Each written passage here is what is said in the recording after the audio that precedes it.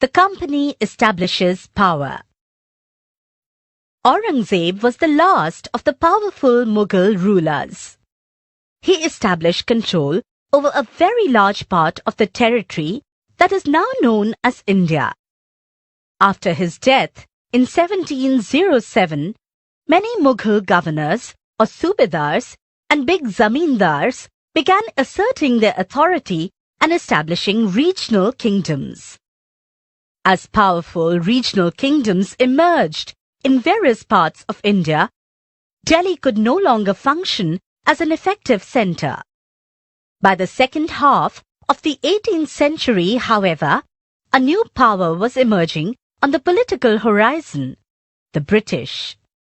Did you know that the British originally came as a small trading company and were reluctant to acquire territories?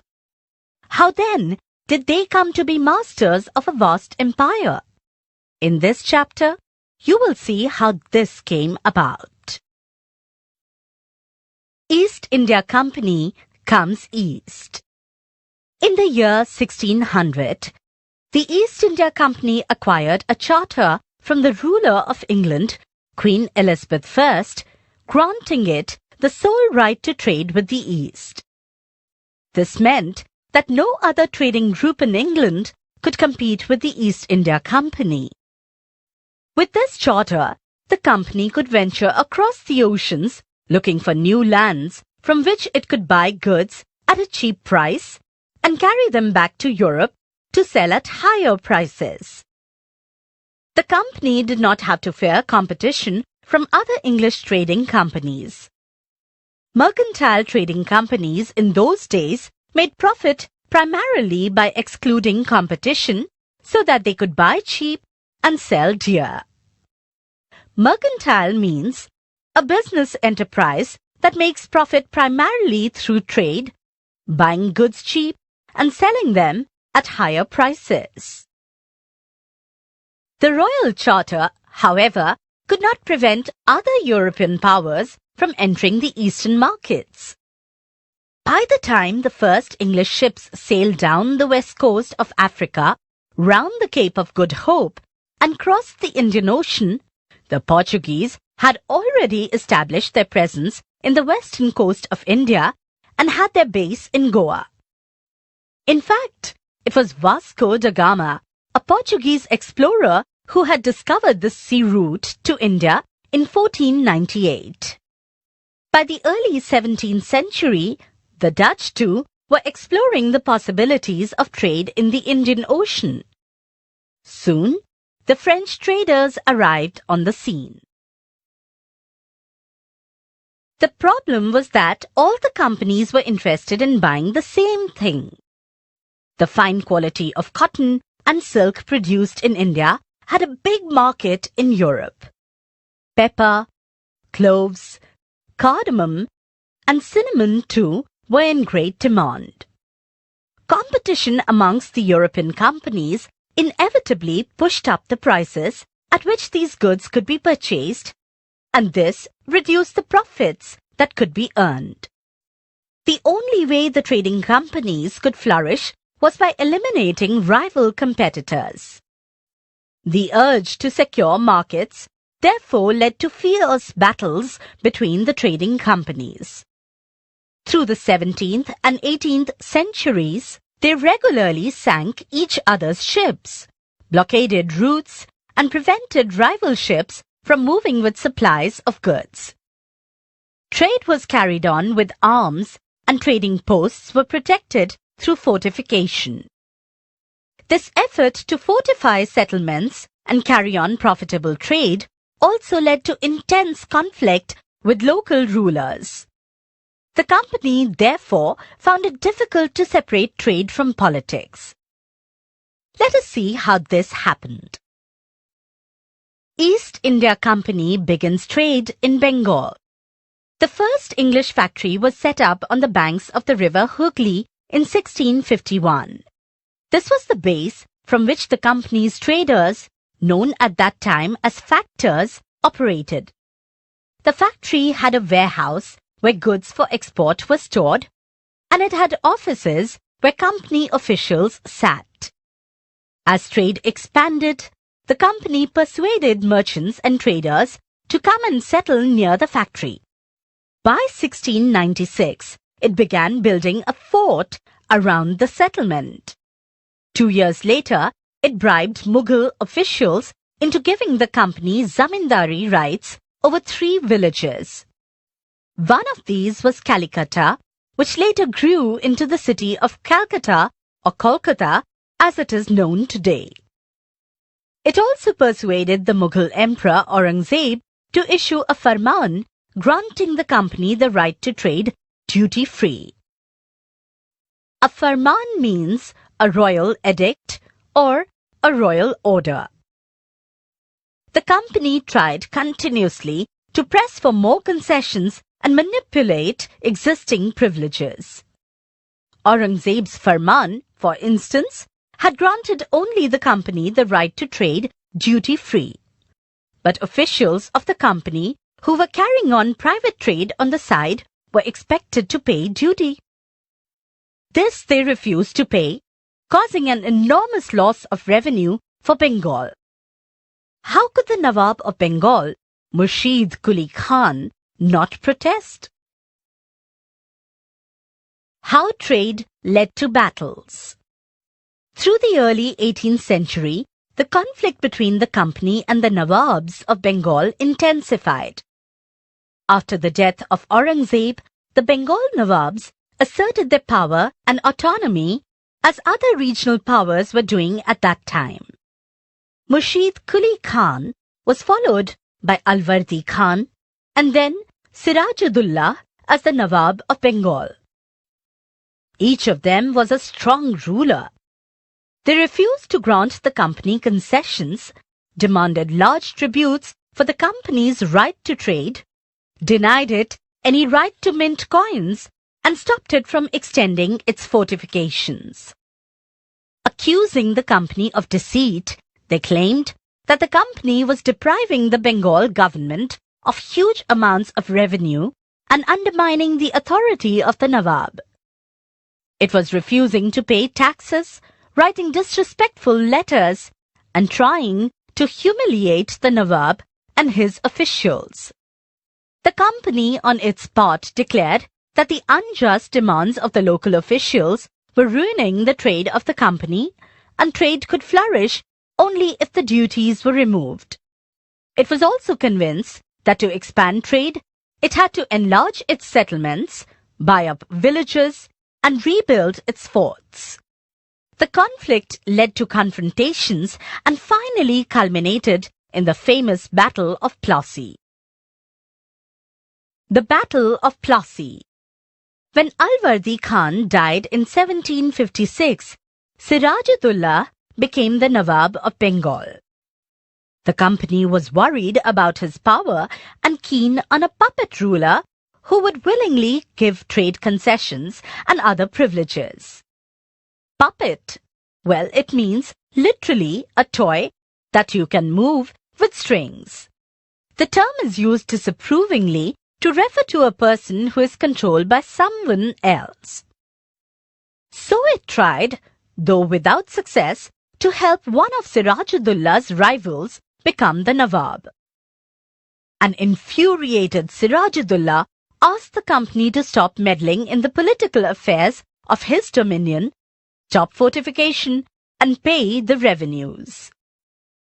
After negotiations failed, the Nawab marched with 30,000 soldiers to the English factory at Qasim Bazar, captured the company officials, locked the warehouse, disarmed all Englishmen, and blockaded English ships.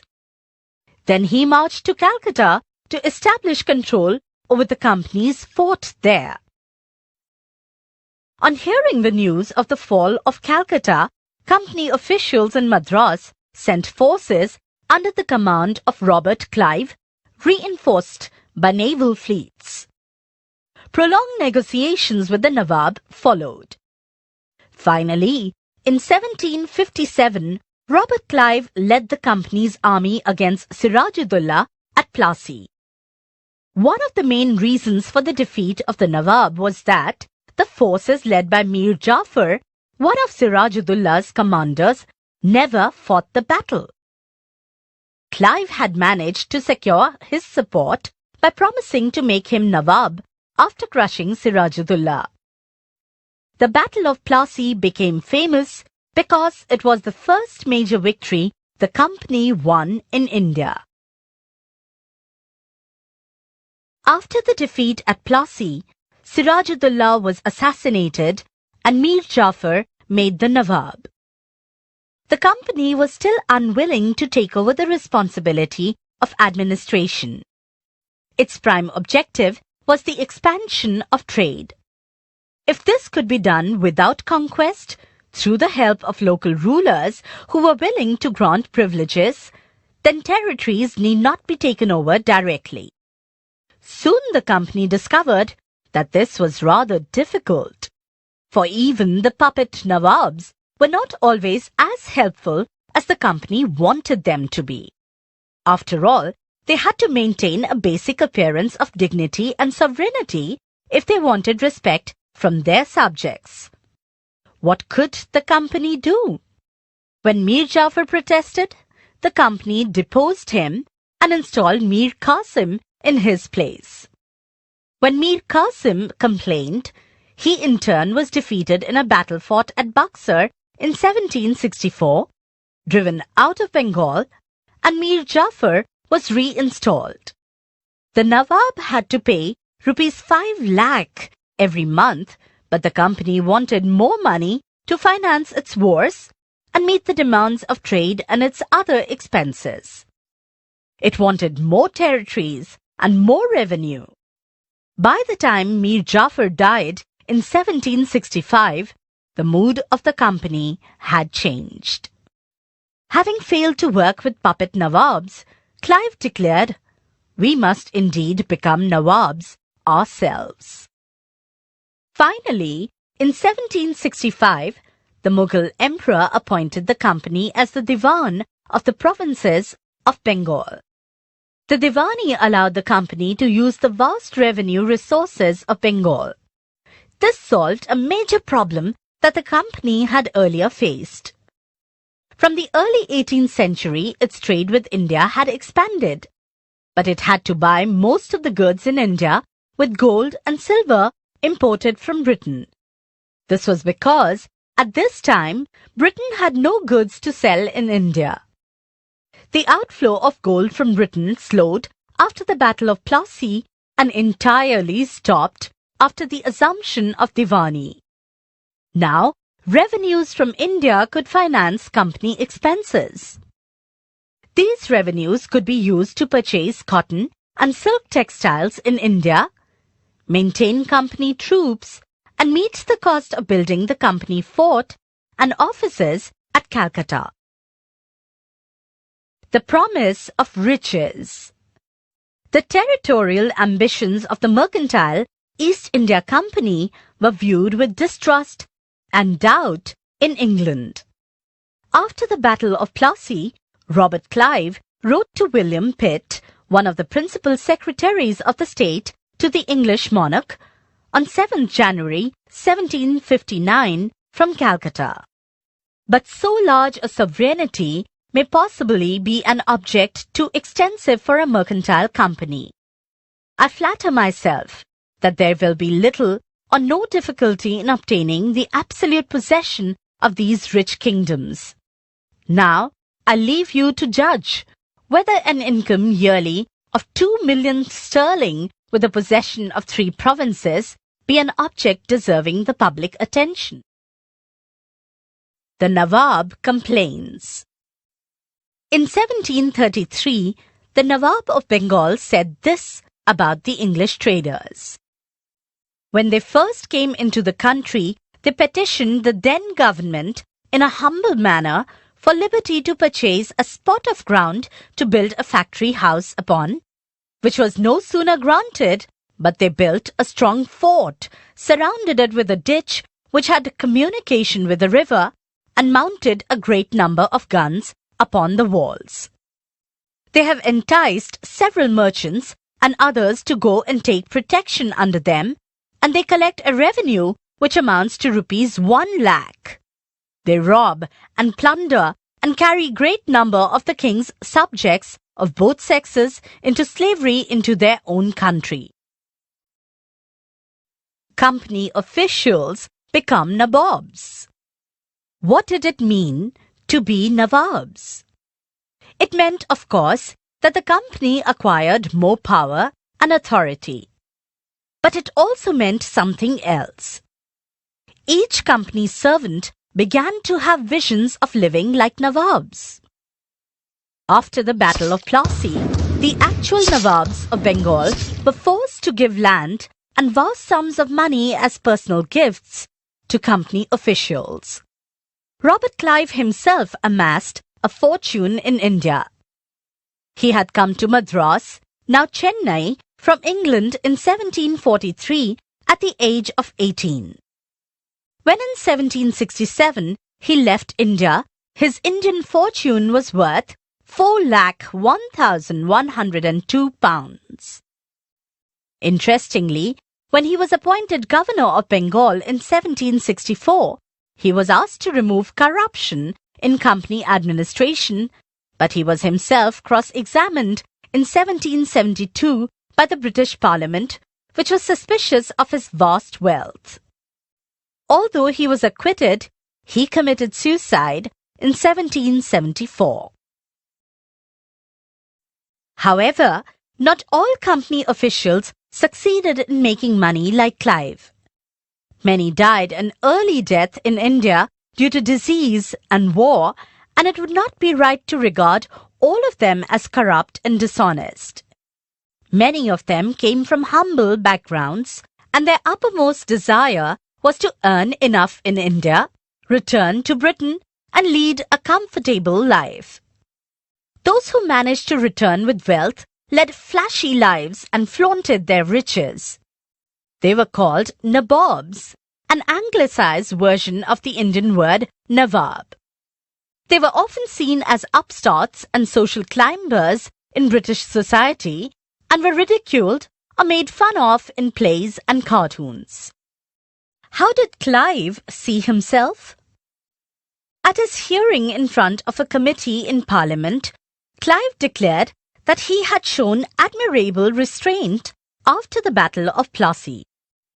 This is what he said. Consider the situation in which the victory at Plassey had placed me. A great prince was dependent on my pleasure. An opulent city lay at my mercy. Its richest bankers bid against each other for my smiles. I walked through vaults which were thrown open to me alone, piled on either hand with gold and jewels. Mr. Chairman, at this moment I stand astonished at my moderation.